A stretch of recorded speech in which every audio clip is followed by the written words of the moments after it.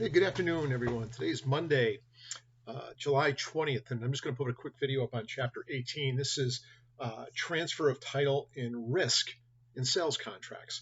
Why do we care about this? Well, there's potential problems in terms of uh, who actually owns the goods may be subject to creditors seizing them, the government potentially seizing them, being subject to bankruptcy claims. All of those things need to have the determination of who actually owns them. And so when title passes is important. I think the chapter is somewhat straightforward. One of the more, I think, interesting parts of the chapter is this concept insurable interest. Usually you can only buy insurance or place insurance on something you own, but that's not entirely true. You can also have insurance on something where you have a title interest coming down the road, meaning you don't own it yet, but because you've already have a contract to sell, later the seller will be transferring title to you. You may now have an economic interest in the continued existence of those goods, where if they got destroyed or lost, you'd be harmed, even though you don't own them at this time. It's a fine line, but generally speaking, once the seller's marked certain goods in their inventory to eventually be shipped to you, or the goods are manufactured to a certain percentile, knowing that those goods are going to be yours, you may have an insurable interest in those goods, even though you don't own them yet. Generally speaking, you can't get insurance on something you don't own because it'd be just purely a gambling contract. I can't take insurance on my neighbor's home because it would actually create what we call a moral hazard. I'd actually hope it burned down because I don't have any interest in the property. I don't really know my neighbors. It sounds terrible, but you get my drift, right? You usually have to have some kind of interest, some kind of economic stake in property in order to have an insurable interest. And so that's why we also want to consider who owns it. Whoever owns it, they definitely have an insurable interest. But someone else may have an insurable interest if they have an economic stake in the further existence of the goods, because they're probably going to get them. And the same with risk of loss. Who bears the risk of loss? The seller, the buyer? And generally speaking, the bottom line test is whoever has dominion and control over the goods is usually the party that bears the loss. That is often also the person with title, but not always, because we know bailment situations come up. In other situations, I might sell something to you, but you say, well, that you paid for it. Say I'm selling my lawnmower. You paid for it. You're saying, great, but I've got my little convertible today. I can't take the lawnmower from you. I'll pick it up tomorrow. Title and risk of loss has actually passed to the buyer at that point, because I made it available to them. They just simply don't have the ability to take it with them that day. Now, there's a bailment situation, probably a mutual benefit bailment. I'm not getting any money, but part of the contract was the expectation they could leave it with me for another day. And during that period of time, I owe a reasonable degree of care. But so I do a reasonable degree of care with the lawnmower. I keep it in my shed and keep a lock on it. But somebody breaks in and steals it. Who bears the risk of loss? The seller or the buyer? There, the buyer would, because not only did title pass to them, but the right and the opportunity to exercise dominion control did as well. So classifications, the nature of the goods, terms of the transaction, you can put anything you want in the contract as well. These are principles that if we're not clear about who's going to bear risk of loss and who's going to have the obligation to maintain insurance or the cost of shipping, all of those things can be outlined in your contract, and you can put a lot of shifting burdens back and forth between the parties if you have that negotiation power. And think about it, if you're the buyer, you're going to want everything to stay on the seller's end in terms of liability and risk of loss until the latest moment possible. And that brings up the different kinds of contracts in terms of whether it's a shipping contract or whether it's a destination contract, which we'll get to in a second. Existing goods identified at the time of contracting. Okay, I'm buying this lawnmower. You're identifying it right now, and we contract right now for the purchase. We know title and risk of loss pass at that moment. It's common sense. Sometimes goods aren't yet in existence because I'm just looking at a floor model, and you're going to manufacture the thing. Well, then risk of loss has not passed, even though we have a valid contract, because the goods are non-existing. I might have an insurable interest in the goods as they're becoming into being, if they're earmarked to be mine down the road, because I might suffer economic harm if those goods aren't, in fact, delivered and completed.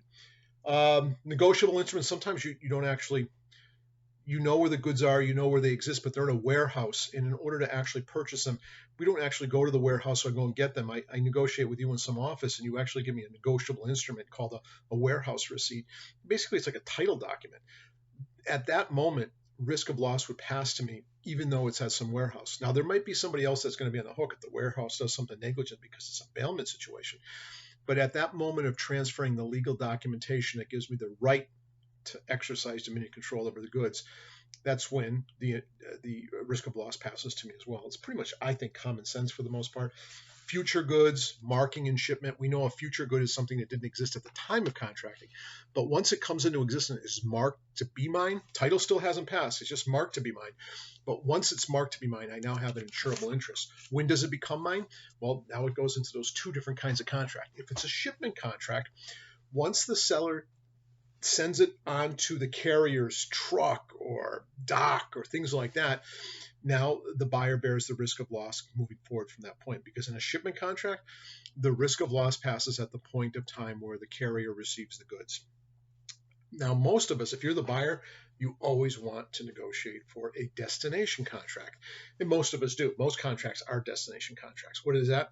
We have no liability as the buyer of goods until they're delivered to a point of designation, also called a designation contract. The book makes it a little confusing, sound like they're two different contracts. Those are the same. A destination contract is the same as a fee on board. Free on board means exactly the same thing. It's a destination contract. The seller has all the obligations in terms of expense to actually have it brought to me or to my location where I've said, and they bear the risk of loss if something happens in between the time they gave it to the carrier and the time it resides at my home. Now, they may have a claim against the carrier, but that's none of my business. Hey, if I order 3 shirts from Charles Twitt from England, and it's a destination contract, I may have paid the money now, so we have a contract for sale. They may have manufactured shirts. They may already have them in stock. Either way, I'm not going to bear any risk of loss until those goods arrive at my mailbox out here in Brimfield. That's a destination contract, or a free on board contract. Same thing as a destination. What makes it very distinct, though, is a free on board means that the seller also pays for the cost of shipping. And it's sort of a fun little topic. I don't know why I think I could sail. I actually had to be rescued once in Barbados. I told the people that were renting sailboats that I knew how to sail, so I rented the sailboat, and I had to get rescued by the Coast Guard from Barbados because I know how to sail one way. I just didn't know how to get back. And so I have this fantasy about being a sailor. And every so often I look at sailboats on eBay or other things and just think something, I'm going to sail around the world. I actually saw a beautiful sailboat that was very, very nicely priced, but it was out in California. So guess what I tried to write into the contract? I tried to write in the contract. So the sale price would be X number of dollars. Say it was $7,000. And I put FOB, Hyannisport, Massachusetts. Not that I have a place in Hyannisport, but that's the only place I can think of. And there's a harbor there, and there's a yacht master, harbor master, and stuff like that. And they could deliver the boat there. You know how much it would cost to bring a boat from California all the way over to the East Coast? It costs a small fortune. And what does free on board mean? It means the seller will have the legal obligation to pay all the costs and fees and arrangements to get the item to wherever the destination is. And they also bear the risk of loss. And this was a boat that, I don't know if you could carry it over land. Not that it was monstrous, but I mean, it'd have to be on one of those wide load trucks, or it would have to be sailed. How are you going to sail it through the Panama Canal and bring it all the way around? You'd have to have a crew and everything else. It costs a fortune. And I'm a pretty ethical guy, and I think I'm a moral guy. So the seller says, what's this free on board thing? This is something to do with boating? They weren't that knowledgeable. And I goes, no, it means that you're going to be responsible for the cost and risk during shipment to Hyannisport. And I said, well, that's going to cost 10 times more than the boat. They said, absolutely. And they said, well, we don't want to go forward. And I said, I don't blame you. But free on board is an important tool you as a buyer want to have. And as a seller, you don't want to have. As a seller, you want shipment contracts. You want to say, hey, once I deliver it to UPS or to FedEx or whatever transportation modality we can agree to, I'm done. I'm over. I've delivered it. It was in good condition at the time I delivered it. And that's what we want to do. Sales of fungible goods. It's just nice to know what the term fungible good means. It's not that big a deal. But sometimes when you order 10,000 bushels of wheat, it might be coming out of 100 bushel or 10,000 bushel silo. You own a proportional percentage of this fungible good. It means fungible, it's all the same thing. You just own a portion of it. If you invest in oil in the stock market, you don't have like your own container of oil. You have a percentage of a much larger pool or containment of it, and that's all fungible. And it's important if you're into consumer protection. Sometimes when you buy food products, they have to tell you the unit price per ounce or per pound or things like that, so you can do consumer savviness, if you will, in terms of buying, knowing whether or not it was more valuable to buy the larger package or the smaller package, because you get the unit pricing based upon a fungible size of 1 ounce or 1 pound or so much weight or mass, things like that. Damage or destruction of goods. This is a pretty interesting topic. So if the goods are completely destroyed prior to when title passes, we know the buyer doesn't go forward, they're done. But what if it's partially damaged? Now the buyer has an option. The buyer can say, well, I'm out. I didn't want something partially damaged. I wanted something that was 100% appropriate and working and flawless. However, sometimes a product is so important to you that you're willing to still go forward, but now that it's damaged, should you have to pay full price? No. In fact, there's something called reformation. You can actually go forward with the contract, and the contract price will be reduced by the amount of diminished value that the destruction or partial destruction has occurred. It's the option at the buyer, and obviously that's a nice tool for the buyer, because sometimes the buyer says, it's 90% what I need, and I can maybe fix the other 10% of my own. With my own repairs or things like that. So, and again, damage to unidentified goods. If it's an unidentified good, it's not either yet physically in existence or it's not owned by the seller. There, the contract is simply avoided. It's pretty straightforward. Not worried about reservation of title. I am worried about this. Not I should say worried, but this is a very important part of the chapter. This is more interesting. Sale on approval and with right of return. Most of us actually buy most of our goods what we call a right of return. So if I go to I don't know, Walmart today, and I buy this coffee mug, and there's probably a policy at Walmart. I don't know what it is. Is it 90 days, 30 days? Some of you might know off the top of your head. Some have much longer ones, like up to 90 days. Meaning as long as I don't put any really wear and tear on the product, sometimes I bought a shirt one time, and I wasn't very careful about the arm lengths, and I have a very big neck, and so I got the neck length right, but the arm length was literally like, it was almost like half of a short sleeve to like a long sleeve. It looked ridiculous on me. And did I have a right to return it? Somebody can say, well, yeah, you had a right to return it because it was a mutual mistake of fact. No, there wasn't. There was a one-sided mistake of fact. They weren't mistaken at all. It was clearly labeled, and I was just careless when I purchased it. So I wouldn't have a right to return it under mutual mistake of fact, but I might have a right to return it because it was a sale and return. Many organizations take a great deal of pride in their goodwill, and they think it helps in their consumer marketing to say, hey, you have a right to return this as long as it's not used and abused within a certain time frame. Some things you can't return. I don't know what they are, but sometimes they'll like to say no sale, all sales final. Now that's distinct from a warranty flaw, which we'll get into chapter 19, very important chapter. But right now, sell and return is basically no questions asked. You return the goods because you just had a change of heart, change your mind. It doesn't fit, whatever, and like the feel of it. Or I found out I got the same thing from, my wife on my birthday, and I bought the same shirt. Why would I want two? Or, why would I want an additional one if it's just wasteful? That's a right of return. Now, here's what's interesting. Because it's a sale, title passed to me. Because title passed to me, I have the right to exercise dominion and control. Therefore, if anything happens to the goods while I'm in possession of them, I'm the owner of them. So if they get stolen, if they get damaged, if I spill a cup of coffee, and if my dog jumps all over my shirt and ruins it, I bear the risk of loss because it was a sale, it was completed. So now I may have voided the ability and right to return the goods. That makes sense, right? So it's a sale and return. The sale's completed, I own it, but I might have a right to return it if it's still in its pristine packaging and conditions and things like that. Now, manufacturers have gotten a little bit more savvy about this, and they often charge something called a restocking or reshelving fee, because if you open up a shirt out of the packaging, it's kind of difficult for them to repackage it appropriately, and they may have to send it off to be laundered and pressed and things like that to be repackaged. And it does make sense for them to charge that. I think it does, to charge their fee. So again, a sale and return, the sale is completed, but the buyer may have a right to undo the contract. But why is it important to understand? What's the underlying legal principle here? The buyer owns it. They've got it. And if it gets stolen, it gets damaged, they bear the risk.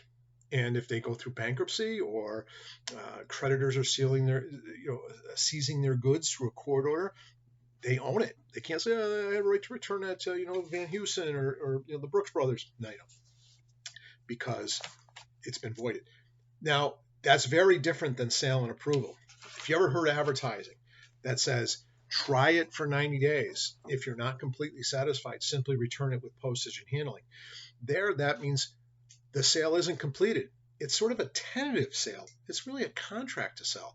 So you have the right during the 90 days to use it, to enjoy it, and they bear the risk of loss if something unusual happens. Obviously, you're in a bailment situation, so you have to exercise reasonable care. But say I'm exercising reasonable care with the mattress, and a pipe breaks in my home, an unexpected thing, freak things happen, and water damages the new mattress that I bought on sale on approval. I haven't approved it yet. I have this 90-day period to, sort of feel it out, for lack of a better way of saying it.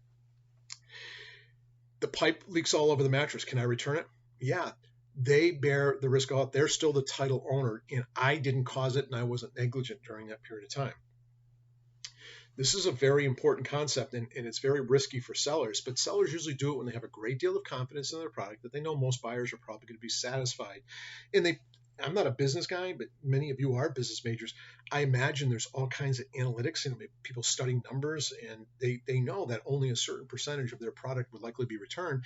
And it's a big selling point to say, hey, if you're not completely satisfied after 90 days or after 10 days or whatever, you can return it for a small package and handling fee, or maybe nothing. We'll even pay the package and handling. And they really are trying to sell to the consumer that they have such a great product that they know the likelihood is they're going to be proven. Now, what if it gets stolen? The mattress is a good example, but say there's I think I joined one time. My father killed me because I didn't have any money, so I ended up going on his credit card. But I bought like a classic books of the month club or some nonsense like this because I wanted to be smarter than I thought I was or something. And so I was ordering all these classic books, and I got like one a month. And the first one was, I don't know, some kind of Charles Dickens book or something like that, which I think I actually read. I do enjoy some Charles Dickens readings. But anyway, I got the book, and it said, if you're not completely satisfied, you can just return it. And I didn't. I ended up keeping them, but it was on a sale or return type thing. Now, what about this? And this is what I did do because I was pretty young at the time I did it. I get the right to do a 90-day return. So I can use it, I can review it, and if I'm not happy within the 90 days, I can return and get my money back as long as I paid on that one the shipping and handling.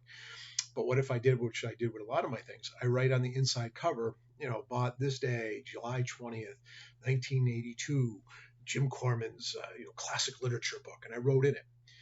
By doing something like that, I've done an act inconsistent with my approval. I've implicitly given up my right to return the goods. I have approved it by taking an action that diminishes the value of the product. So if you bought like a car, for example, and Chrysler did this for a little while, maybe some of you remember we had a huge crisis in America when President Obama was in office over the American car industry was collapsing, and we as citizens, taxpayers, pumped a ton of money into it. We got it all back, which is very fortunate, but to lift up the American car industry, all these loans were given by the government, which is us. And I can remember Chrysler had a thing out for a while. I think it was a long period of time. I don't know if it was 120 days or 6 months. You could use the vehicle and you could put on so many miles, and if you just didn't like it at the end of the period of time, you could return and get all your money back.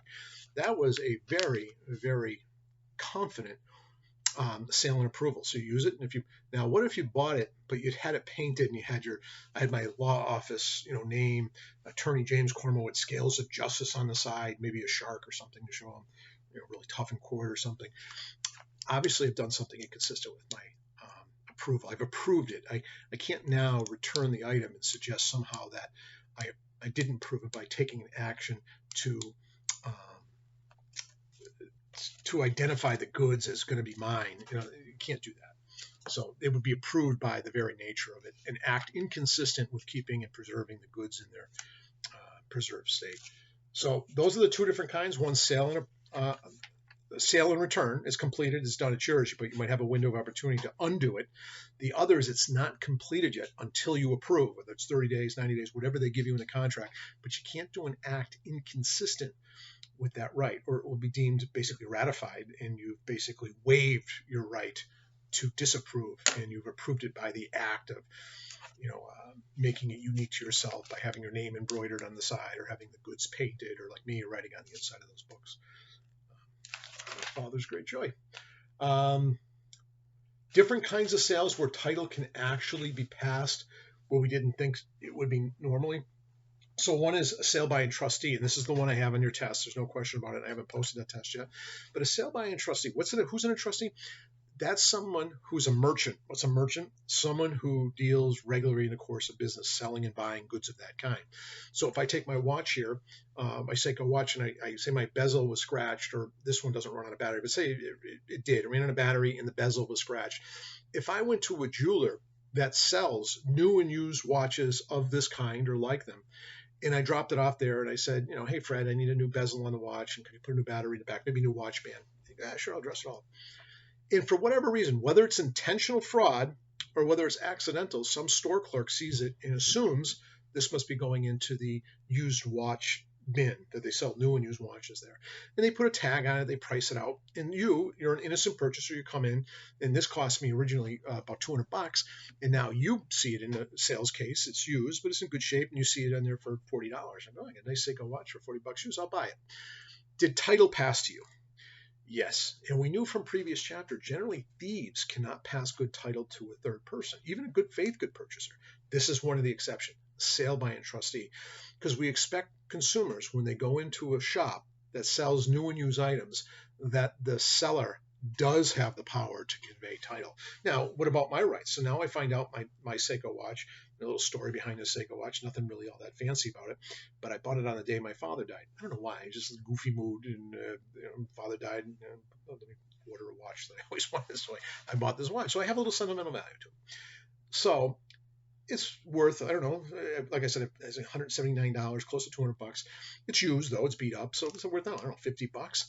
And so now I want my watch back. I go back to the store and I say, hey, Fred, where's my watch? He goes, geez, Jim, we accidentally sold it to Sue. If I can find Sue, here's the test question. I'm going to give it away. Hopefully you're watching the videos. If I can find Sue, do I get the watch back? No.